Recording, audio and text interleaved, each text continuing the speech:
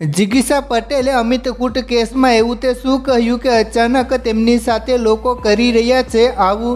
ગોંડલમાં સામાજિક અને રાજકીય ઘમાસાણ અટકવાનું નામ નથી લઈ રહ્યું। ગત 27 એપ્રિલે પાટીદાર અગ્રણી અલ્પેશ કથિરિયા, જિગીશા પટેલ અને ધાર્મિક માલવૈયાએ ગોંડલની મુલાકાત લીધી હતી, જ્યાં તેમણે ગોંડલને મિર્ઝાપુર સાથે સરખાવતા રાજકીય ગરમાવો આવ્યો હતો। જે બાદ આજે જિગીશા પટેલ પણ હોસ્પિટલમાં સારવાર લઈ રહેલા પિયુષ રાદડિયાના ખબર કાઢવા રાજકોટ આવ્યા હતા, જ્યાં તેમણે ગોંડલ પોલીસ પર સનસનીખેજ આક્ષેપો કર્યા છે।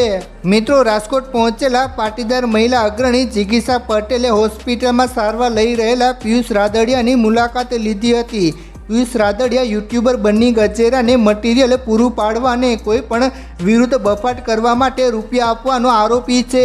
જિગીશા પટેલે ગોંડલમાં ગુંડારાજ ચાલતું હોવાનો અને પોલીસ ભાજપ કહે તેમ કરતી હોવાનો આક્ષેપ કરતા જણાવ્યું કે પિયુષ રાદડિયાને પોલીસ દ્વારા એટલો ટોર્ચર કરવામાં આવ્યો કે તેની માનસિક હાલત ગંભીર છે।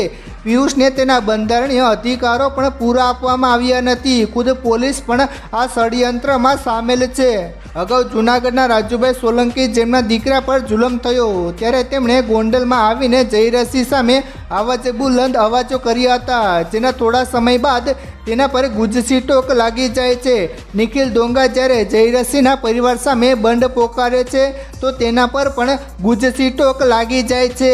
દિનેશ પાતર લુખા તત્વો સામે અવાજ ઉઠાવે તો તેમના જેલયોગ ચાલુ થઈ જાય છે। આવી જ રીતે પિયુષ રાદડિયા પણ ગામમાં રહીને અન્યાયનો સામનો કરે તો તેના પર પણ જેલયોગ શરૂ થઈ જાય છે। આમ ગણેશ ગોંડલ અને જયરસિંહ સામે કોઈ પણ ઊભું થાય તો તેને ખોટા કેસમાં ફસાવી દેવાની મોડસર ઓપરેન્ડી ચલાવવામાં આવી રહી છે। પોલીસ પર પણ તેમાં પૂરો સાથ આપી રહી છે।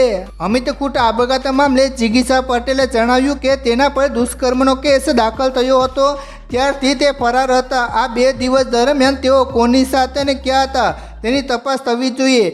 જે વ્યક્તિ રીબડાથી ભાગતી ફરતી હોય તે જ 2 દિવસ બાદ ત્યાં જ આવીને આપઘાત કેવી રીતે કરે? પરિવારે પણ સીબીઆઈ તપાસની માંગ કરવી જોઈએ અને અમે પણ અમિત કૂટના પરિવાર સાથે જ છીએ અને ન્યાયની માંગ કરી રહ્યા છીએ।